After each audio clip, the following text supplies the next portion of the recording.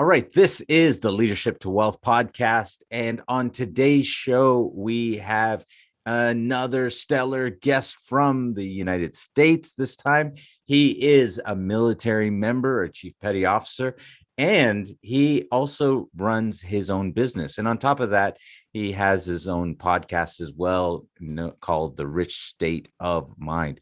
Guys, he shares with us today about life, about marriage, about kids, about what it's like being a military member and trying to build a business. Today's show, we have Anthane Richie.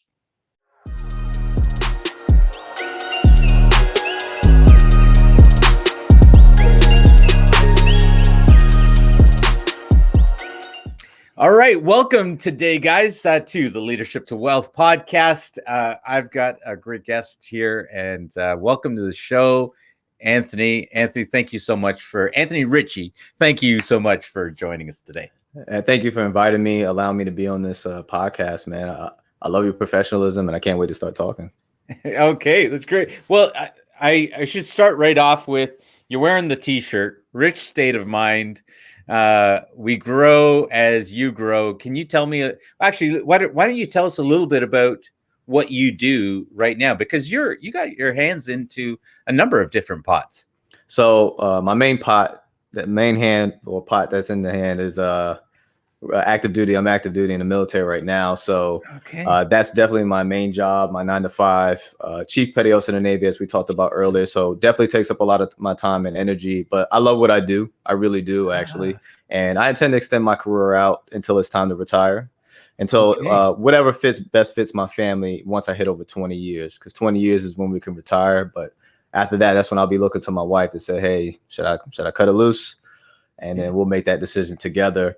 After that, what I did was I started, my wife and I started a business called Strong Home Properties, where we invest in real estate. So mostly we do multifamily. We are actually doing our first single family home, but we're doing a burr. So we're renovating it. So I tease myself, or my wife teases me on the fact that I don't like to do anything too easy. So not only we're doing something for the first time, but we're also renovating at the same time, to kind of go in there with a great idea. We're actually turning that. So it's cool. The single family home actually has a standalone garage. So I'm turning into a auxiliary dwelling unit so that I could turn into an Airbnb. So I'm trying to change it up a bit. They call it a burr and B. There was somebody on a podcast that called it that. So that's what I'm kind of doing. And then Rich State of Mind came about. So Rich State of Mind came about 2 years ago. My wife and I was in the kitchen, and I was like, there are so many things that I've learned about real estate, marketing, entrepreneurship that I couldn't find from YouTube. I just had to find out on my own, you know? And I was like, I want to be able to do a podcast or some type of content creation, because we start off with the blogs too, to where we can fill in the blanks.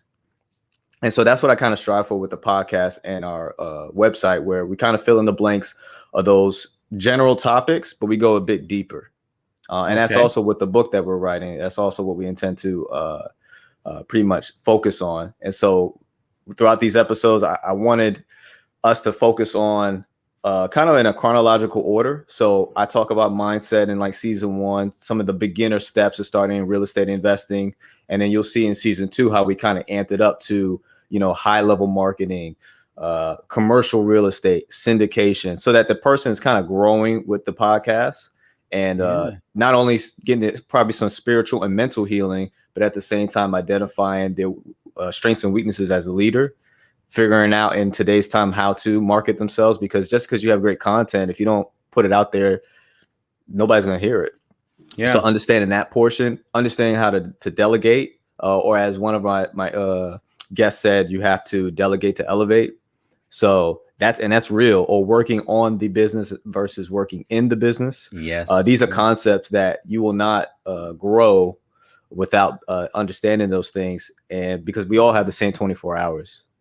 So I've appreciated that experience with the Rich State of Mind podcast and the website, because not only has my listeners, they've grown, but I have too. So that's kind of where, we grow as you grow. Because as I continue to get more knowledge and growth, that allows me to provide more content and more different features that I intend to add to help our audience.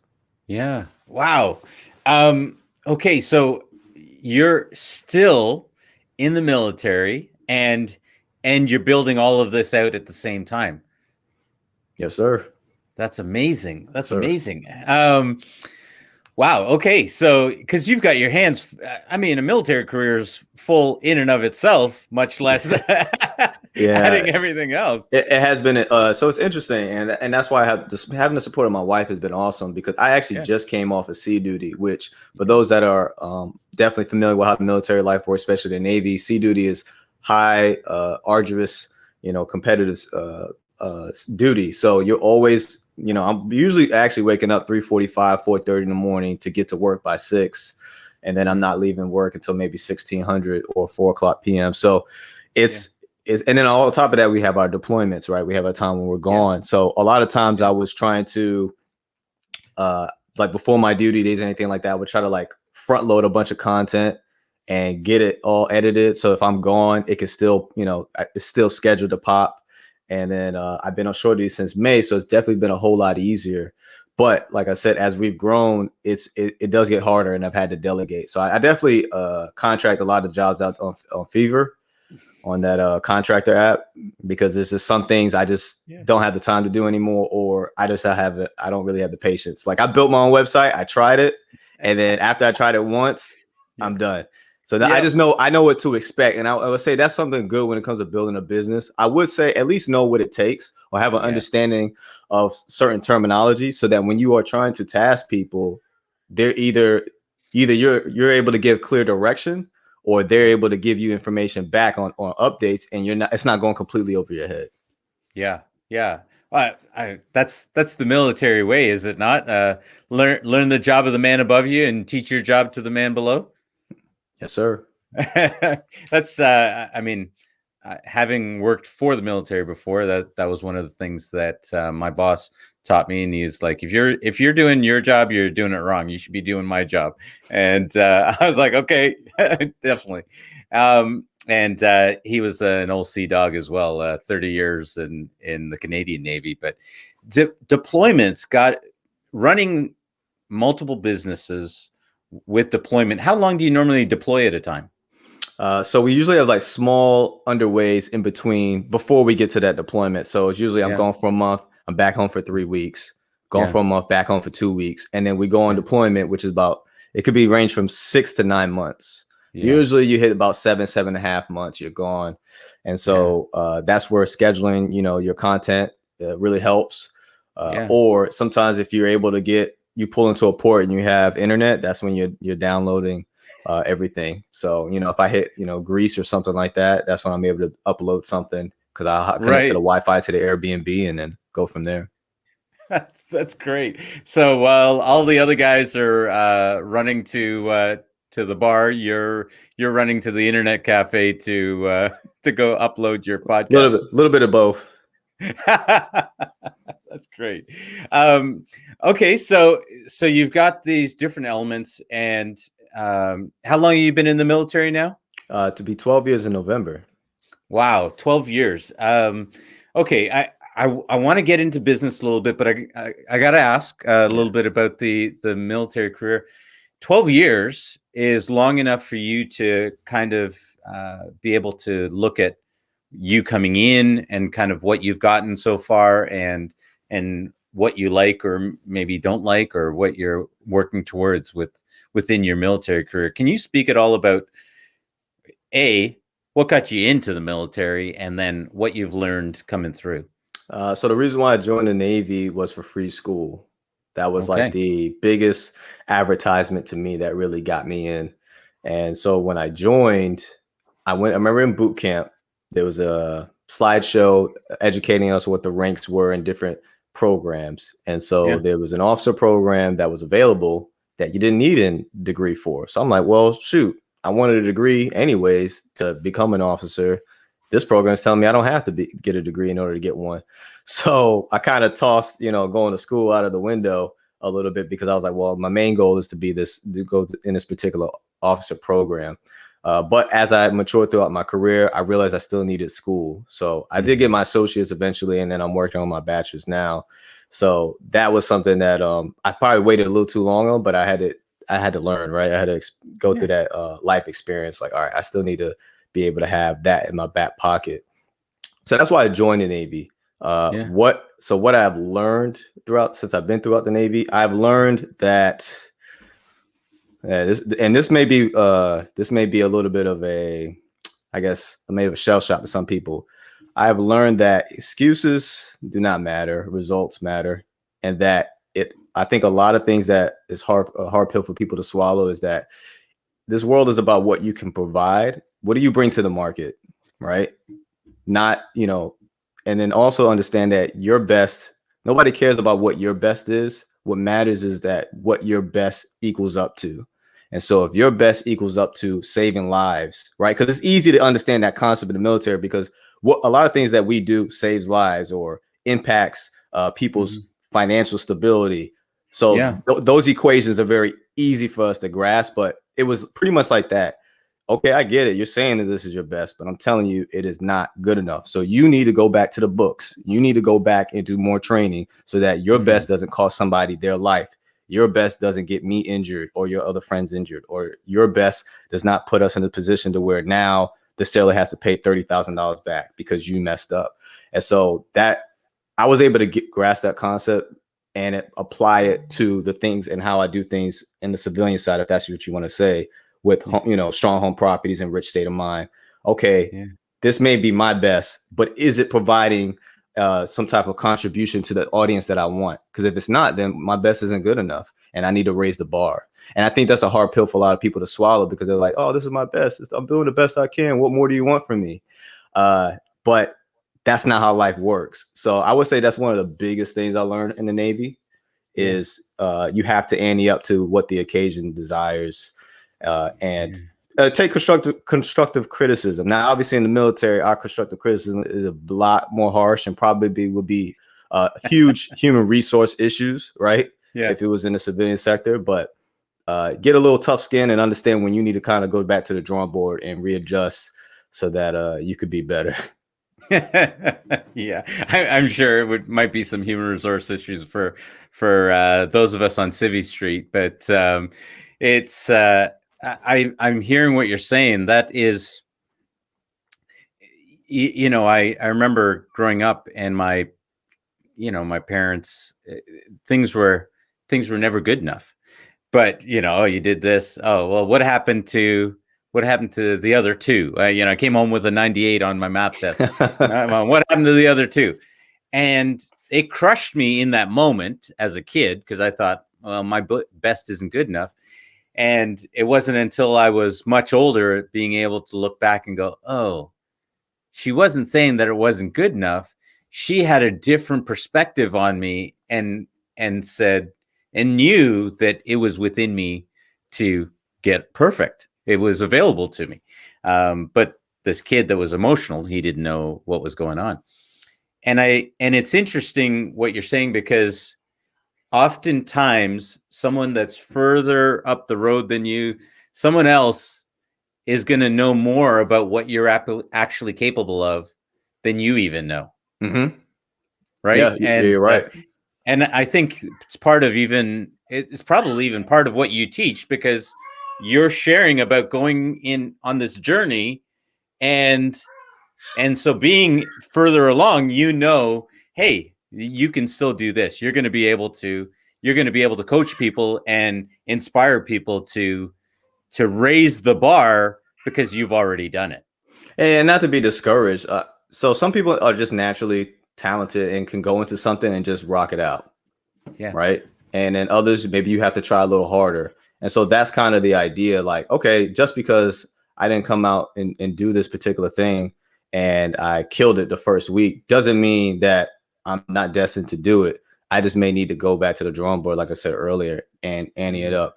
And then when you have either some type of support system or some type of hierarchy that holds you accountable, they're there to tell you probably the uncomfortable thing, versus you telling yourself. You're probably going to get told by them sooner than you would tell yourself. Yeah. Yeah. So now realizing that it's not, the excuses aren't important. As you were saying, were you able to look back and go, yeah, I can see how often I used to make excuses, and now you're like, I got no time for them anymore. Is that kind of how it's been created by your time in the military? So I try to make sure that I don't become the thing I didn't like. Okay. So when I first joined the Navy, I had some people that were above me that I was just like, I never want to be them when I grow up. And Right. so now that I'm in a position I am now, or at least for the last few years, where I've had the most leadership I've ever had, I try to make sure I remember how I was when I was just joining. So when some of the sailors give me some excuse or reason why they didn't do something, I try to make sure that I am doing it unbiasedly. Because one thing that I've noticed, and I've had to be corrected on, like somebody's told me when higher leadership than me, is that everybody's not you. So you may average 4 hours of sleep and be able to function off of that and still be productive. But the average person is not doing that. And they're not even that passionate because they're a 19-year-old just trying to figure out life. So if I'm a 19-year-old just trying to figure out life, I don't have the drive and the passion to average 4 hours of sleep for 6 months. I'm just still trying to, figure out life. So that was, me trying to get back to the drawing board, thinking, okay, when this person is telling me these things, I need to listen, figure out how to maximize their potential, and talk about, maximize their strengths and work on their weaknesses. And then we go from there. And then obviously still make sure that if they do something that a typical 18, 19-year-old or junior sailor is trying to get away with, I call them out on that too. So there's a fine line to be on. But you have to go, both sides, disciplinary / mentor / big brother, uncle. Like there's so many roles that you have to play in order to hold them accountable, but still develop them at the same time. Yeah. But it sounds like you're almost playing a father role in some of these situations. And, you're still pretty young yourself. Yeah, so it's kind of been mostly like big brother because I picked up rank so fast. There were still some people that were not that much younger than me, but they were low enough rank than me for me to still be in charge of them. Yeah, yeah. I mean, in truth, okay, so I've got all of the gray. You can't help it. I'm telling you, if someone's looking at you, I'm sure high school girls are still hitting on you. That'd be crazy because I have a daughter in high school. But I've got a good buddy of mine who is my age, and he still looks like he's in high school. And you definitely, that's awesome. You obviously look extremely young for your years of wisdom and experience. And I know you would probably still consider yourself young, but you've got a lot that you've done in a relatively short span of time, right? Most people, if they have a military career, that in and of itself is a huge thing. You've got a military career, you've started a real estate business, and you've started a podcast, and you got a wife, and you've got kids. Yeah. And now, how many kids do you have? 3. 3 kids. Okay. And how roughly what age group are your kids? So you said one is hit teenager. So one is about to be 16 in about a month, and then I have an 8-year-old, and then we also have a 1-month-old. Whoa! So yeah, they're all in different parts of their lives right now. Yeah. Oh my goodness. They're all going to be they're all in different decades. That's they are in different decades. Yes. Yeah. So that's interesting. How do you balance that? My wife is big on focusing on family meetings, family time. And so I think it's easier to also balance because I look at it as our teenage daughter is going through her phase of life, and we only have to focus on her on that phase of life at that time, right? So she's in the process of taking her SATs, doing, trying to look for colleges. So we can focus all on that. Our 8-year-old, he's just trying to play soccer, right? And fly drones. So I can focus on that. The 1-month-old, she's just breastfeeding and sleeps. So we can focus on that. So I look at it as that. I know people are really big on like having kids back to back, but I kind of like how we have it right now as far as being able to focus on each kid in different ways or different missions. That's really interesting. That's different missions. Found a way to bring it in the military. That's really interesting because I had my kids all back to back. I've got 4 kids. Had them very close together. Mm-hmm. The strength of that was, we went through the same things, all the same thing, diapers, all the same time. Each stage you're hitting all the stage, and you get really good at each stage, and you know exactly what's coming at each stage. And right now they're all hitting their teenage years, and so I got 4 teenagers, and nothing new under the sun. I'm like, and none of you are as bad as I was, so it's fantastic. Awesome. I don't know about you. I was a bit of a troublemaker in those years, because as a teenager, that was the first time I realized I had a voice, and I had some physicality to me, which I didn't prior to that. Were you much of a troublemaker? So high school for me was like, I guess, my coming into myself. I was very introverted up until about 11th grade.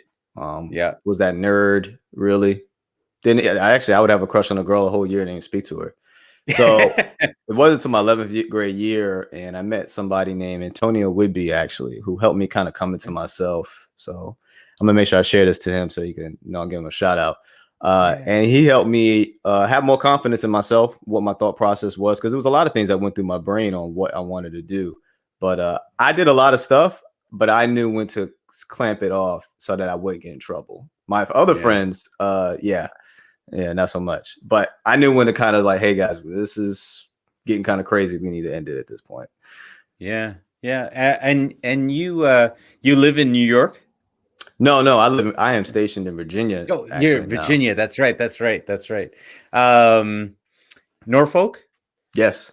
That's where I'm stationed. Yeah, because that's that's where you guys have the base, right? So yep. But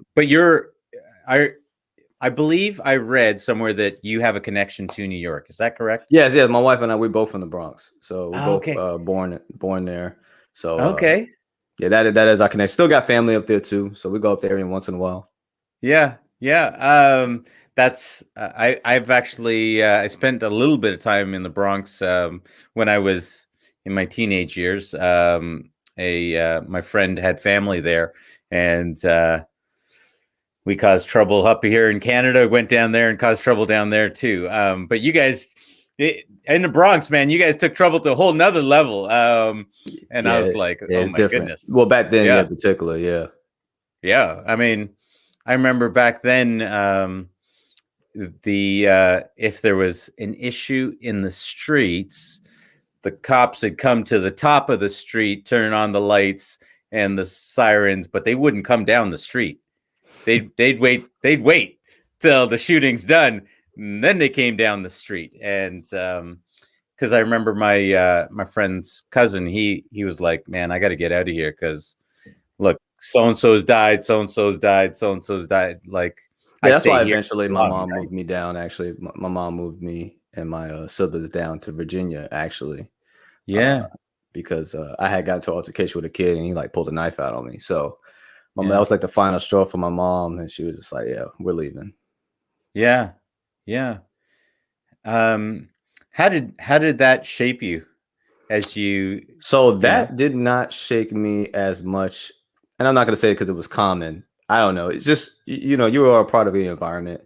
Yeah. But I will say that what shook me more was abruptly leaving my foundation.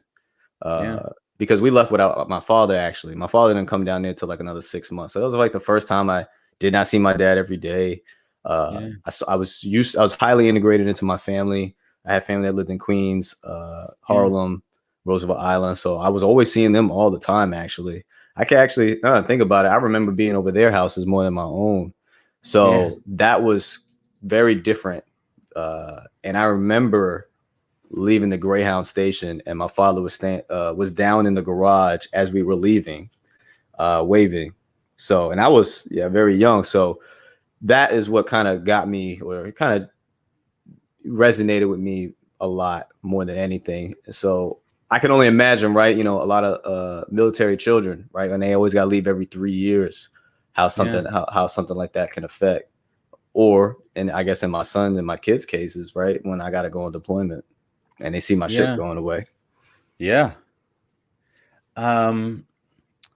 Okay. So what's the purpose behind the Strong Homes, behind the real estate company? What's the thought process there?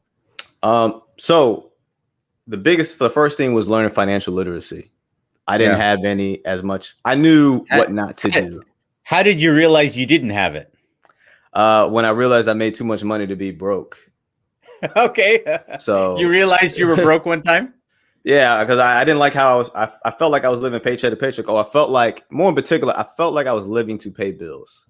Yeah. And so I didn't like that feeling. I don't like the feeling. Wait, how old were you at that point? So 24. Holy crow, man. Man, you're ahead of your time. Okay. Smart man. I didn't even start thinking those things until about 30. So, wow. All right. Okay. You're the man. Well, 24 years old.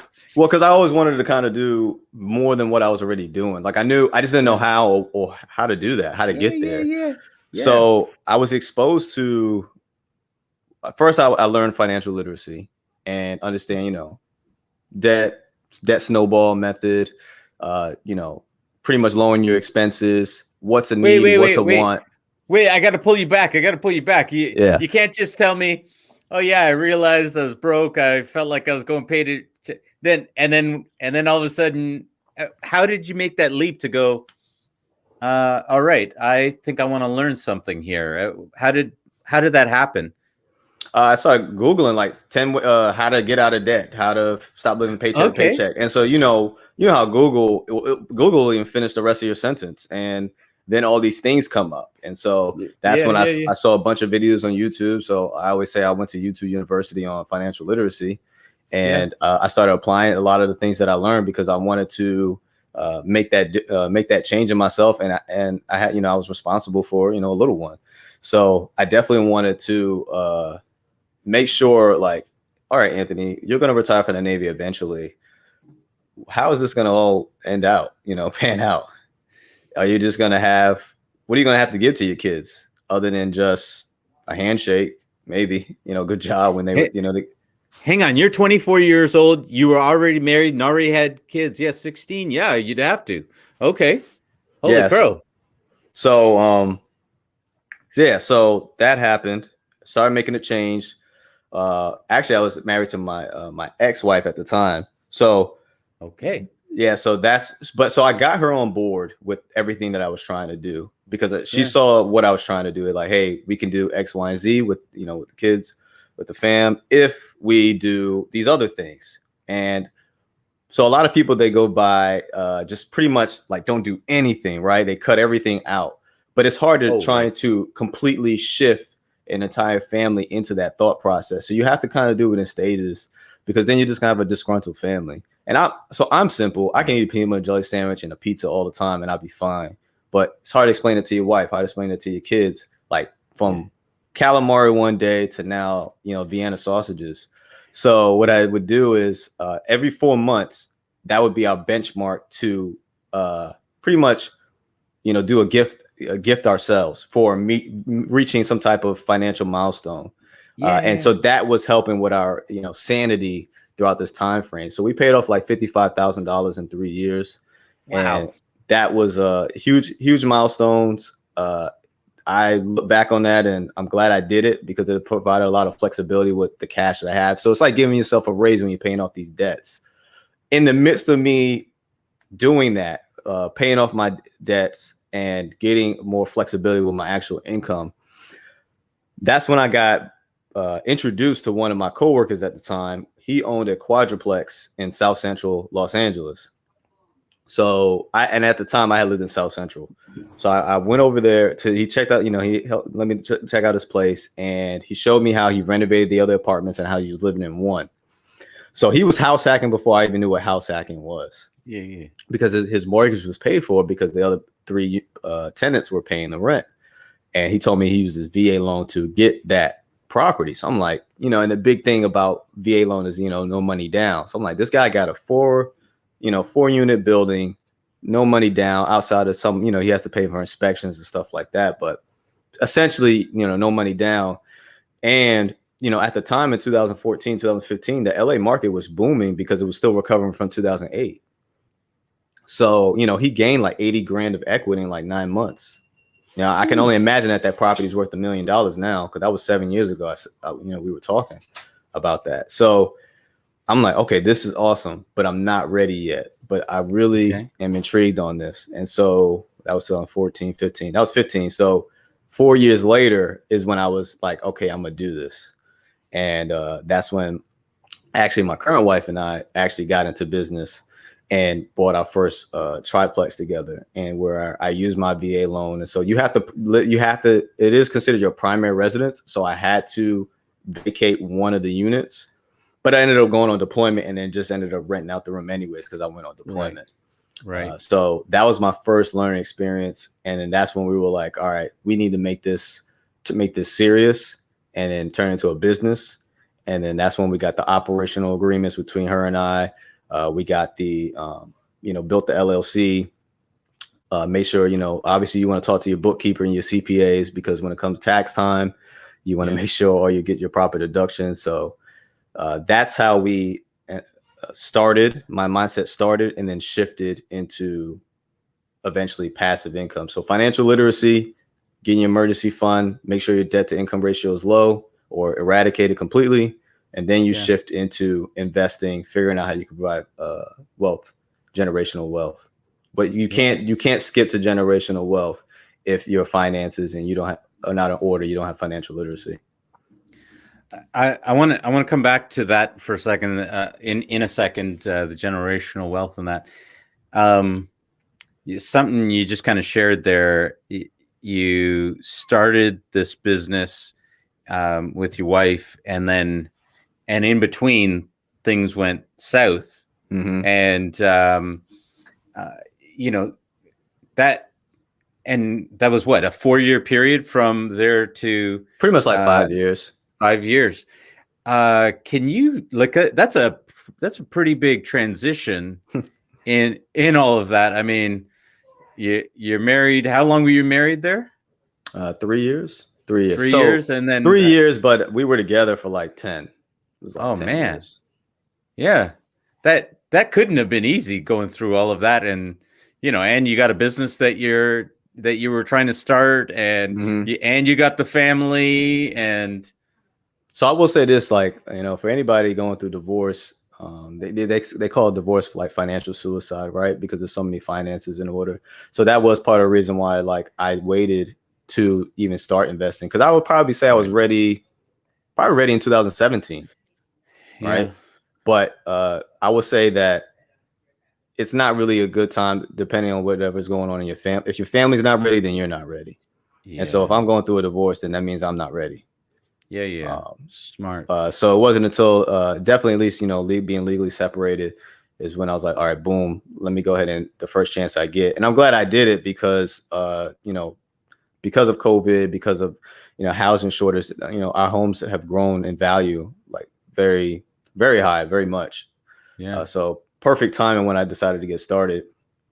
But, obviously, anything like divorce or any type of separation of family is hard, but it was definitely a learning experience as far as family dynamics and how important it is for me to be home for my kids. Like, so important.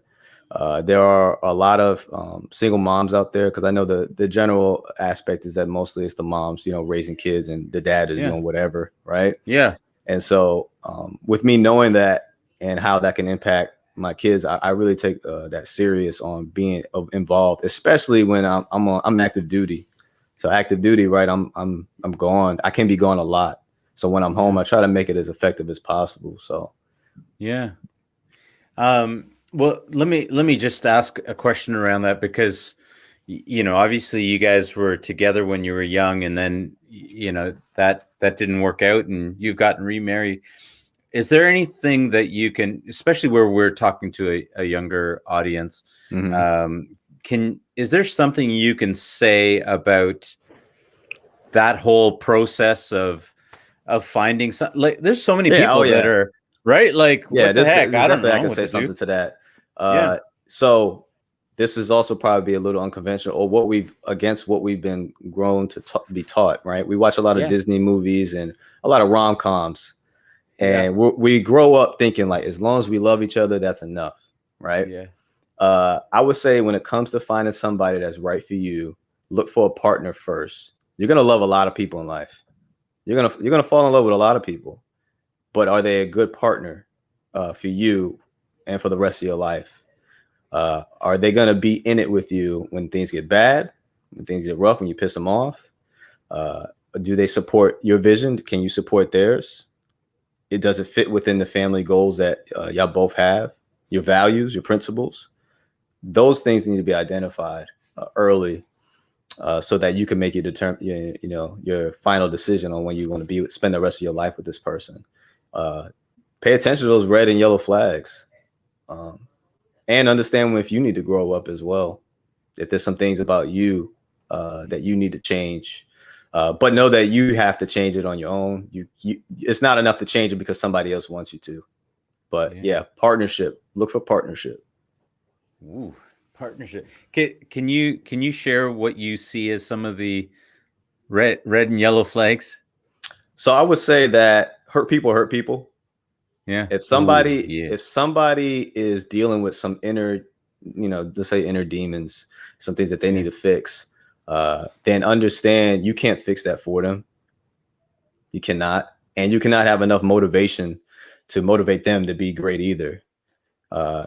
So you can, make the decision to step away and, say, hey, when you're ready, or you could try to, weather it out, but you may lose a piece of yourself along the way. So you got to take that in consideration.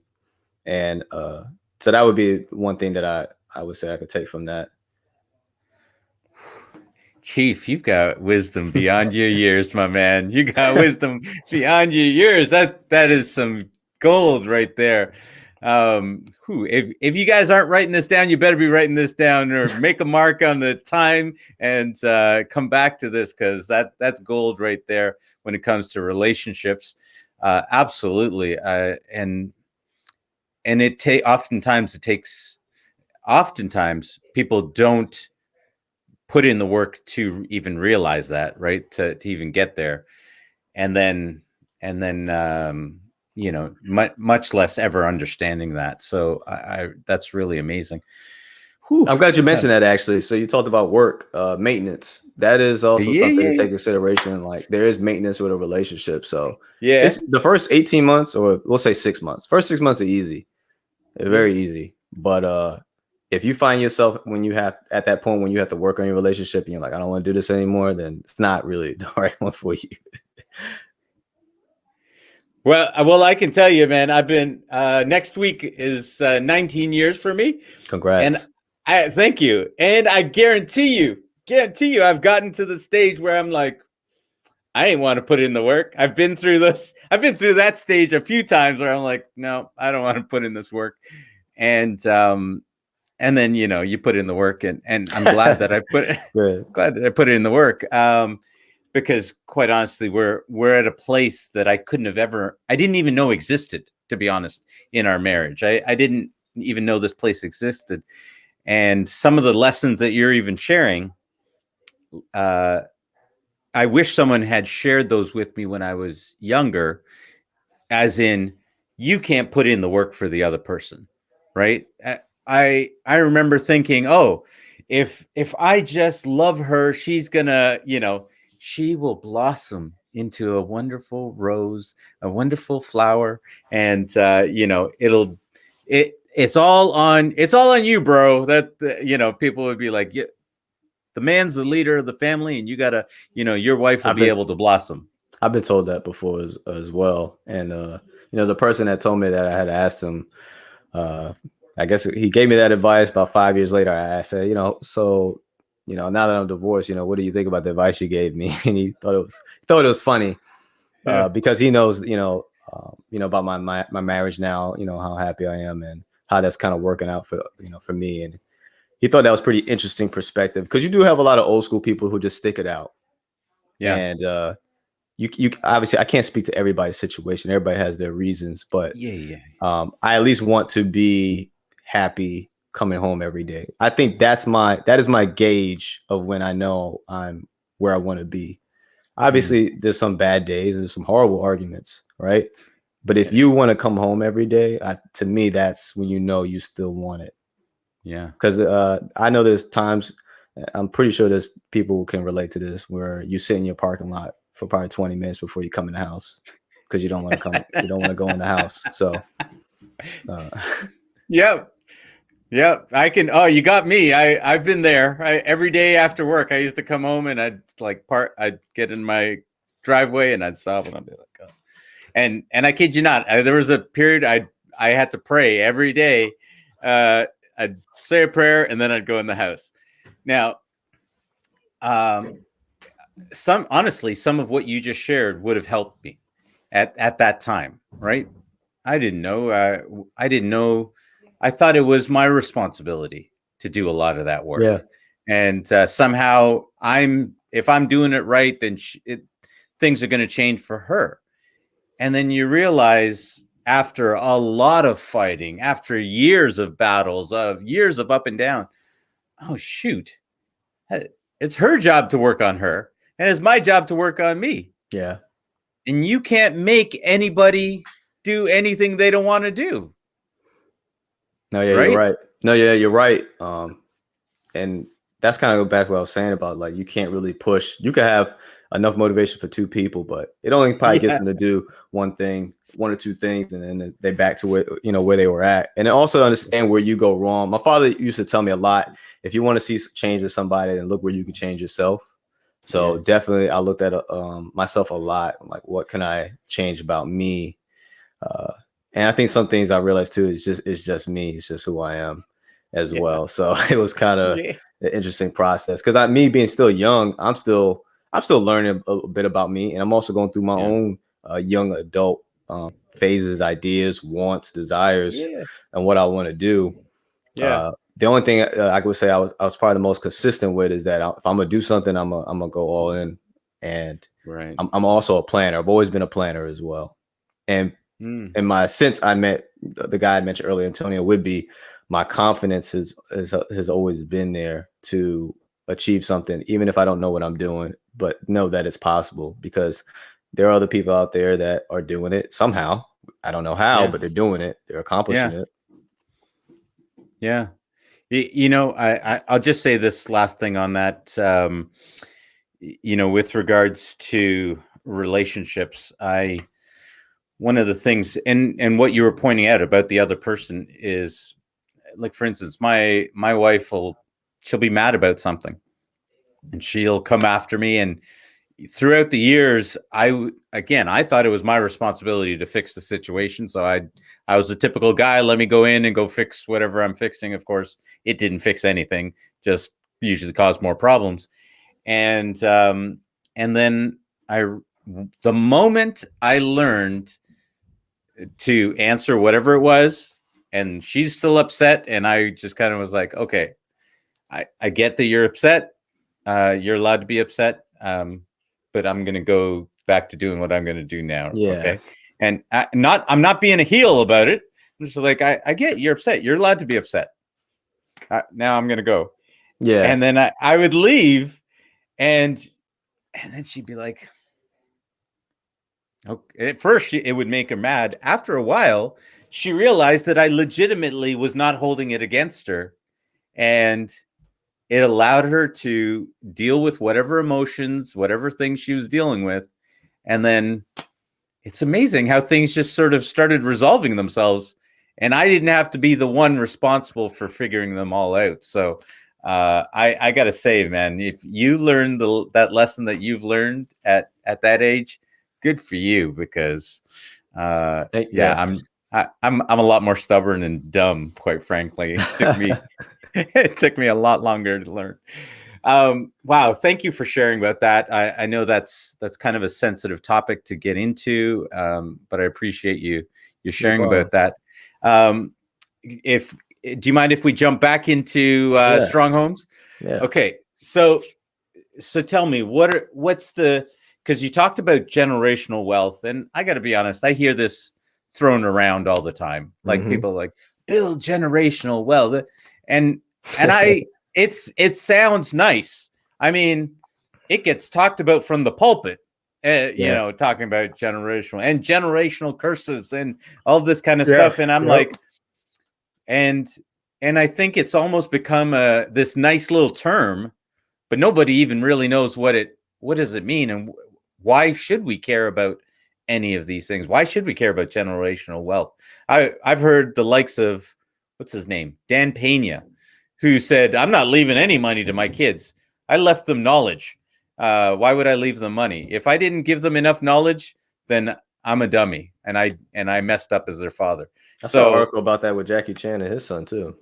Ooh, can you say anything about that regarding generational wealth? So you're right. I think generational wealth has been thrown around as much as people say "I love you," and without people maybe necessarily knowing the true meaning or understanding what it really takes to get there and how to maintain it. And so we all can agree that we don't want to, those of us that didn't grow with a silver spoon in our mouth or didn't have an inheritance, we can all say, hey, I just don't want my kids to be where I was growing up. Yeah. And so we've tried to figure out, okay, how we're going to do that. So passive income comes in, assets, stocks, all that. And so earlier before we I think it was before we started recording, I talked about how people can replicate that. Because a lot of people, let's say I do strong home properties, I have real estate. There's so many things within real estate that can lead to getting a deal. I could be good at marketing. I could be good at finding deals. I could be good at crowdfunding and raising money, right? Yeah. I could be good at the contracting, the renovation side. So there's like 5 different things I just mentioned. So I have strong properties. I want to pass it down to my son. Well, he's not like me where I'm a good underwriter. I'm good at writing out deals and finding out what the good deals are. But maybe he's good at networking and marketing. Yeah. Building relationships. So I fit him. I find that about him and I fit that into the business. And that's how I continue the business or generational wealth. Now, that was an example if you can get somebody in the business, but there's other ways to do that too. Because there may be, let's just say he's not into it at all. Like, hey, Dad, I don't want nothing to do with that. Okay, so what are you into? I actually want to do barbershops. Okay, you want to do barbershops? Well, what are barbershops usually in? They're usually inside of retail plazas, right? Well, that's also real estate. So how about this? I will buy a commercial property if you can start your barbershop, but you also got to get 2 or 3 other businesses in there too, because I'm not going to do it for you unless you can fill in these other places. So, you know, I'm allowing him to do the footwork, but I'm also keeping things within the business, right? Because he's just paying me rent. Yeah. So I'm still, you know, the money's still flowing within the family. And then now we've expanded to now barbershops. And then it's my job as that parent to educate myself and him and get him as prepared as possible. So there's different ways to where you can still, intertwine maybe some of the things your business identity already does into what your children are trying to do. And you just have to kind of get in line with that. Some people, they just say like, you will do this. And then that's, to honor their family, they'll do it. And that may be the type of kid that you have. But a lot of other times, especially if you don't want them to completely fail in what you did when you die or when you retire, you have to figure out how to best fit them in there and then hire people that's going to run the other places, entities, parts of the business that you used to run so that it's still going smoothly. Yeah. Yeah. That's really smart. That's really interesting. One of the things that I had thought along those lines was, I don't remember where I heard it. They were like, just to be able to afford a kid, you need to have a house just to be able to afford each of your kids. So I was like, okay, well, I got 4 kids, need to have 4 houses, and one for each kid. And then I sort of morphed that into, all right, well, here we go. We got 4 rental properties. Now this is the inheritance I'm going to pass off onto them. Yeah. you can do what you want with it. You can sell it, take the money, you can run it, keep it going, you can do whatever. But I even like what you're kind of sharing with us here and creating is you can take a tailored approach and see what their interests are and help nurture that. Yeah. And so that then they have an opportunity to see the power in taking that piece over, right? Mm-hmm. Taking it over, as opposed to, I've also seen this where with my in-laws, my father-in-law has built this really big business, but none of the kids want the business because it involves going back home, back to another country, running it there. They don't want, their lives are all here. They don't want to do any of that stuff. It doesn't even matter the money that's available to them if they go back and run it. And so what you're talking about is really interesting. How did you come upon this type of wisdom? So I'd have to look at, and hope maybe it's still in my phone. It may not be, but there's an audiobook I listened to about 5 years ago. Yeah. And it talked about, let's see, my library. It's probably not in here, but yeah, there was a book I listened to about 4 or 5 years ago about generational wealth and how to replicate it. And that's the hardest part for somebody that has created wealth, is figuring out how can your second and third generation continue to keep the wealth going, because usually by the third generation, the wealth that was built is usually squandered. Yep. And so most people I say are still alive by their third generation. You're probably 80 in your 80s. Right, but to have great grandkids old enough to start using that trust fund money or some of the resources. And so I can imagine that's a big frustration for a lot of people, but you have to figure out how to still apply the resources that you amassed over the years and how it can still benefit the family while getting everybody involved to continue to grow it. And I think also too, you have to have either a mission statement or a clear direction of where the family is going, and it has to continuously be drilled. Otherwise, you just have people just doing what they want in your family with no direction of where that money's going or what the purpose of it is. Right. Because, and this is something I've seen in being in real estate, being in private lending and finance. One of the things that I've seen is that you can literally see the difference between someone who has earned their money and someone who has gotten it, I'm going to say, the wrong way or gotten it too fast. There was a gentleman who was looking for, I can't remember how much money he was looking for. And he was looking for a loan, and I declined it. And the person that brought me the request, they said, why would you decline this? This person's worth $39 million. And I said, this person's going to be broke they're going to go bankrupt in about 6 months to a year. And they were like, what? You don't know what you're talking about. That's crazy. And when I looked at it, I saw that there were lessons that were not learned along the way, right? Because there are just things. To make $39 million, you have to learn certain lessons to get there. You talked about processes and all these, having advisors, putting different people in place. And I just looked at it and I was like, this guy doesn't know what he's doing. Because he's got more money going out than coming in.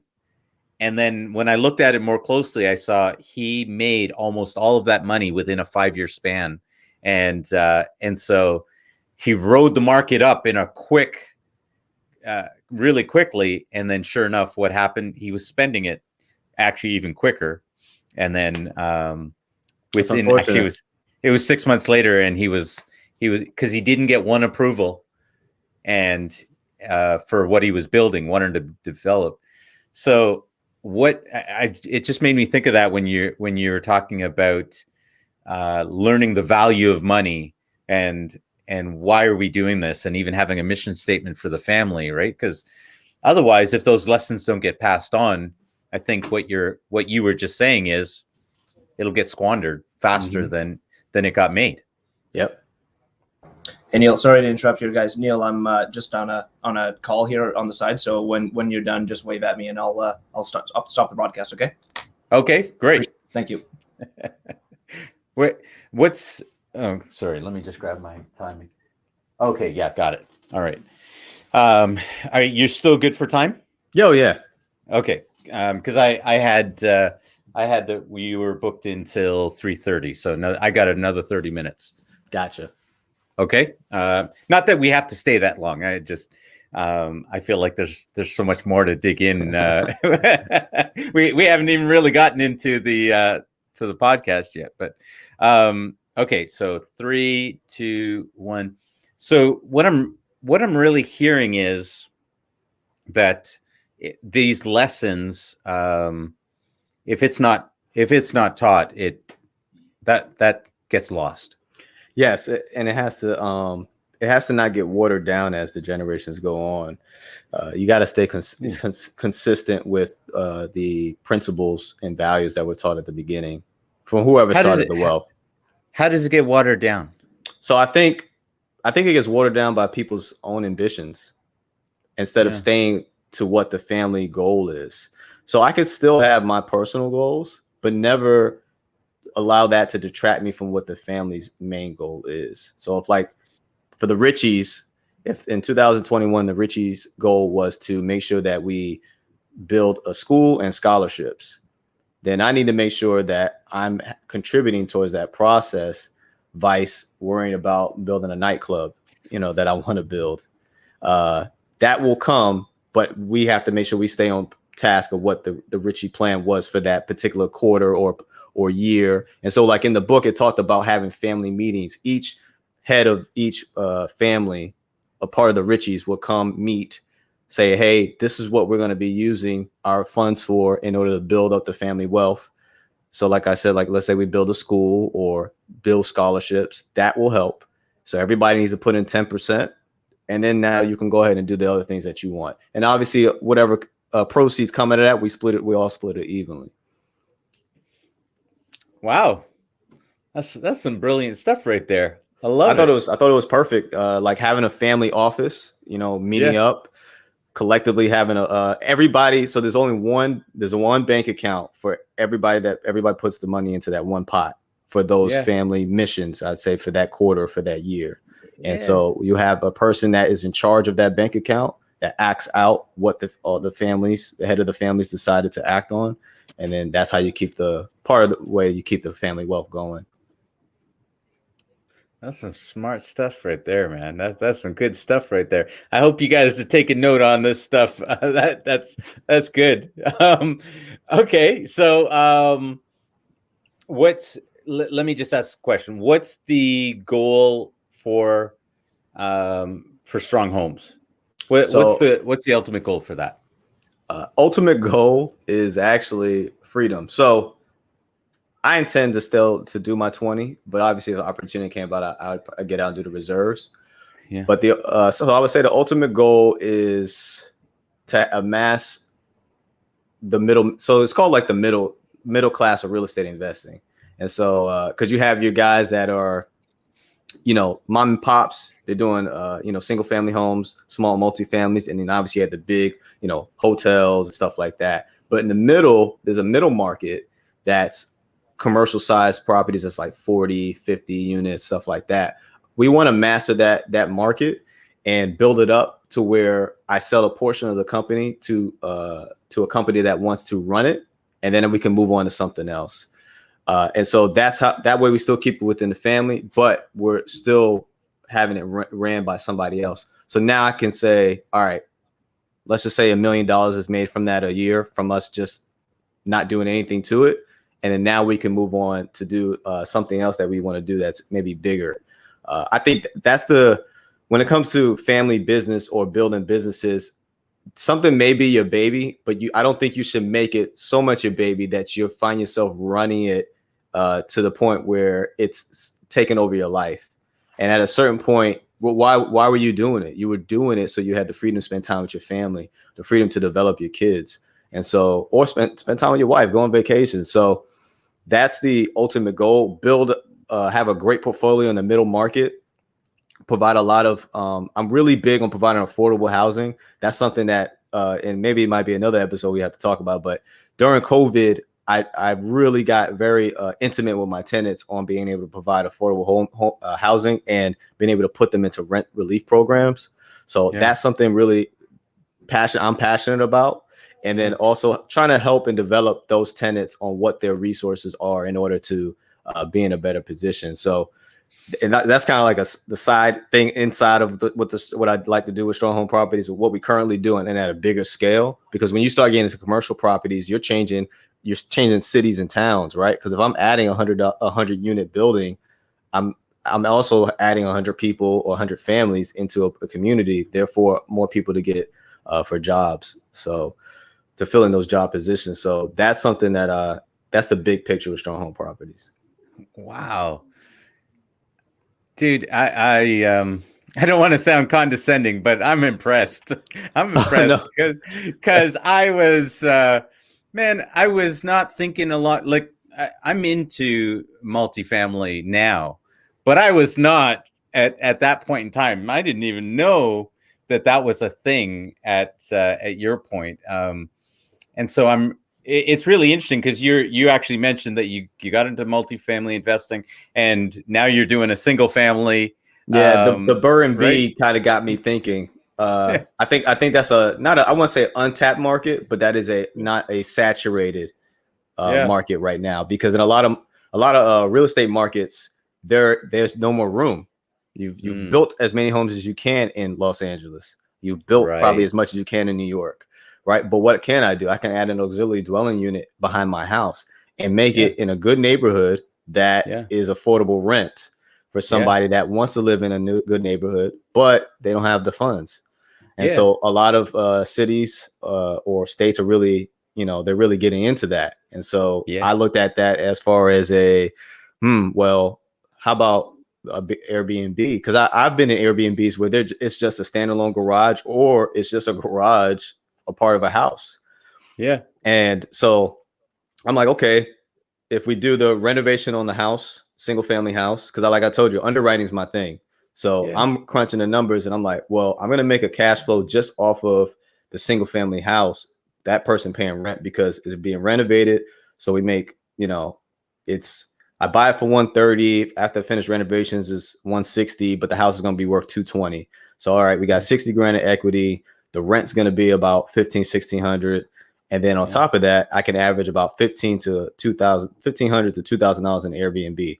So I'm cash flowing, or my revenue will be 15 plus I'll lowball another 15, $3,000. So my mortgage is $900, but and then let's just say I have $300 I put aside for expenses. $1,200 I'm being spent, but I'm getting $3,000 a month in cash flow. So I think you can't really lose with that. And I don't have to worry about repairs because everything just got renovated. I don't have to worry about repairs for a long time. So what is that, like $1,800 left over? Yeah. So do you have do you do this all on your own? Do you have investors that come in with you?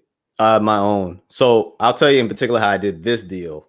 So I had to get creative. So I used the VA loan.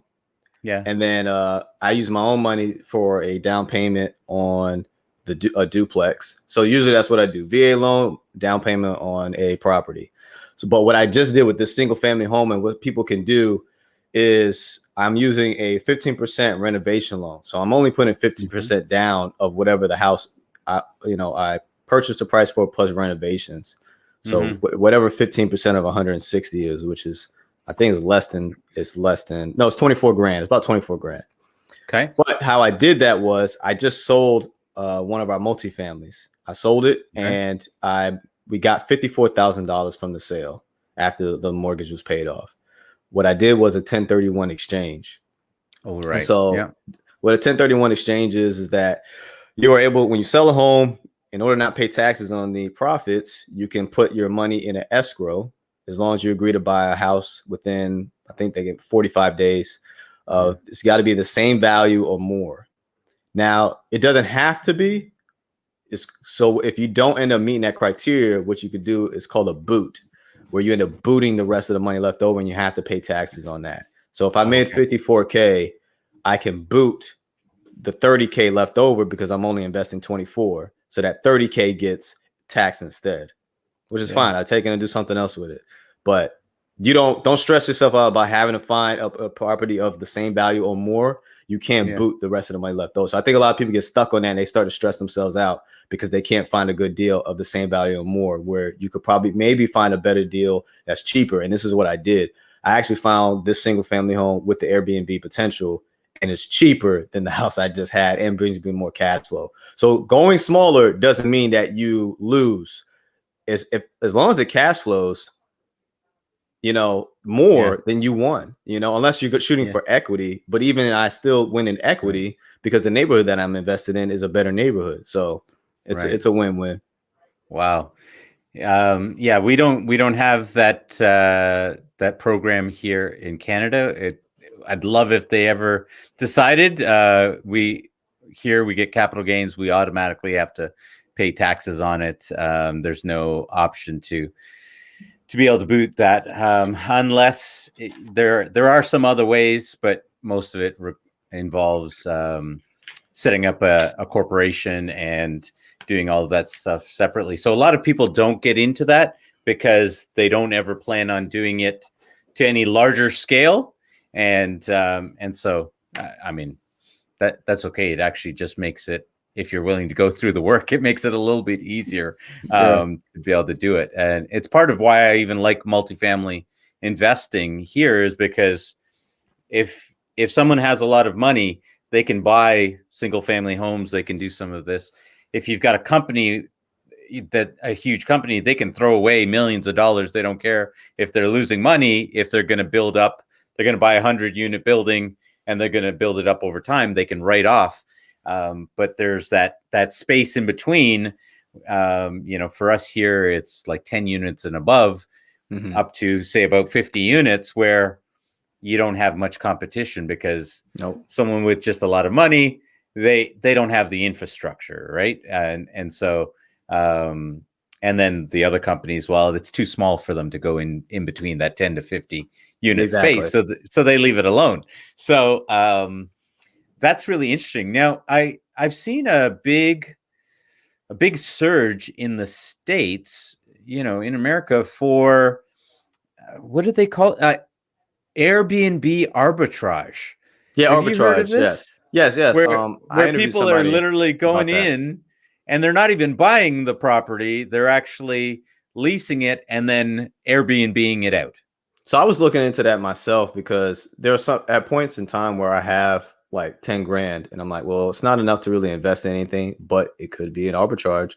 And so it's not people have to understand that it's not just something you just say to go to other people, other landlords, like, hey, this is what I want to do. Because depending on where you're at, there are some rules. Like I know where I'm at in Virginia, for Virginia Beach, there are a lot of rules where people may not want to even get involved with that because that requires a landlord to make those adjustments. And that would, increases their expenses. And while you're just racking in all this dough. So it's got to be presented in a way that is obviously beneficial for the landlord and you. And I wouldn't be surprised if the landlord says, hey, you know what? I know you're going to rack in $3,000 a month and my rent to you is only $1,200.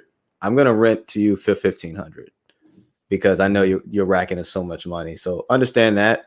But also you need to present yourself as a business, not as just some person that's just trying to go around and rent out, pretty much sublease out your rooms. It's definitely a way to go about it. I have a podcast episode coming out that goes in depth with that. With one of my people her name is Rachel. Forget her last name right now, but she does that. She does arbitrage, but like she's really big on like, hey, there's a particular way you have to present yourself because there's a lot of ways it could go wrong. And you want to make sure that obviously in this business, right, your name and credibility is everything. But arbitrage is huge. I love easy entry points of investing for people because everybody doesn't have 50 grand to just invest, right? Yeah. But I could pay first month's rent and last month's rent in the security deposit. Yeah. Rent out, and I could rent out some furniture and get myself started to a point where then eventually I could buy my own furniture. And it's a good way. With 10 grand, you can get started with that. Yeah. Wow.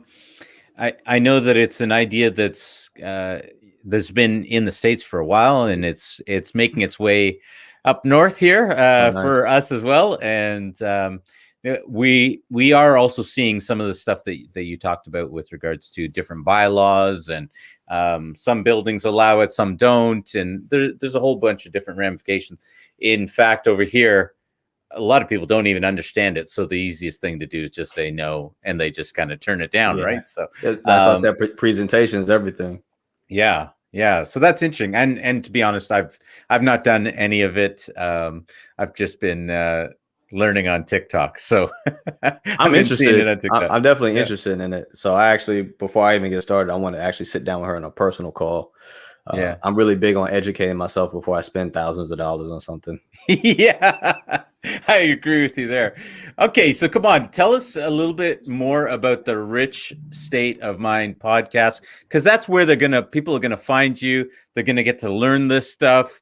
I mean, Strong Homes is where they're gonna be able to potentially invest with you if they want to come after you and chase you down for that. But if they want to learn, the place that they got to come to is Rich State of Mind. And so,